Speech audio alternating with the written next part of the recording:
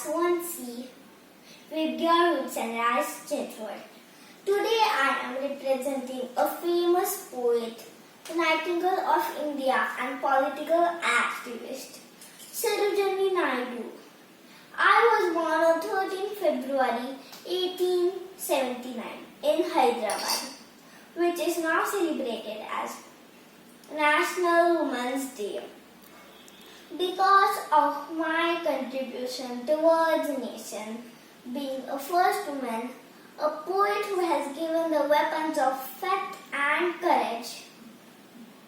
My work can inspire you in many ways, but most important lesson, what I feel is, we should help others, motivate them and be courageous.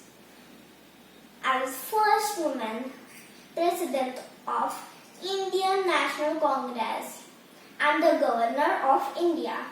Lastly, about my patriotism, I must say, as long as I have life, as long as blood flows through this arm of mine, I shall not leave the cause of freedom.